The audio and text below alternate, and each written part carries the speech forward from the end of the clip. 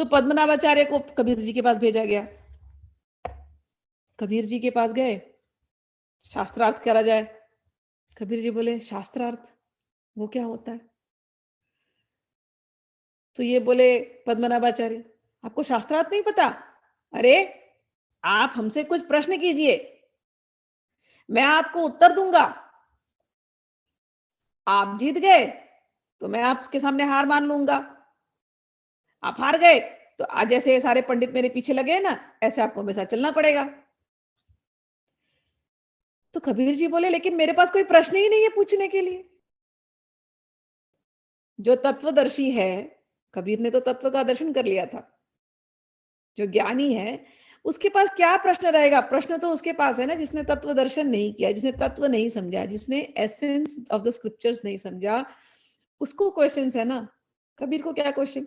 कबीर बोलते हैं, मेरे पास कोई प्रश्न ही नहीं है, आपके पास है तो कुछ कीजिए, आप ही समझा दीजिए, मेरे पास तो कोई प्रश्न नहीं है। तो पद्मनाभाचार्य बोले, अरे कुछ तो होगा, सोचो सोचो, सोच के पूछो। तो कबीर जी बोले, अच्छा एक बात बताइए आप। एक एक दोहा बोला कबीर जी ने, पढ़ के समझे या समझ के पढ़े, अहो कहो द्विजराय।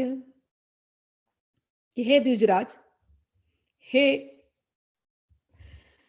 द्विजराज यानी किंग ऑफ पंडित्स, हे किंग ऑफ पंडित्स।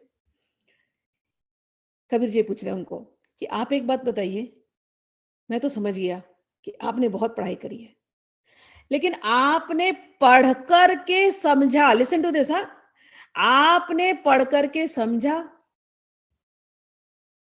या समझ करके पढ़ा? बस आप मुझे इतना बता दीजिए बस। पंडित एकदम चकरा गए। बोले, इतना गुड़ दोहा, इतना गुड़ दोहा? कबीर ने पूछा, कबीर तो ये तो कोई ऑर्डनरी नहीं है, ऐसे तो उल्टा प्रश्न मुझसे कभी किसी ने किया ही नहीं कि आपने पढ़ करके समझा या समझ करके पढ़ा, ये हमको तो बताए। अब पद्मनाभाचार्य ने उनके सामने ह्यूमिलिटी के साथ नमस्कार किया, कहा, आपने जो प्रश्न किया, मैं आपके सामने झूठ नहीं कहूंगा, मैं समझ गया आप क्या हैं। सत्य बात तो यह है, ना मैंने पढ़कर समझा, ना मैंने पढ़कर समझा, ना मैंने समझ कर पढ़ा।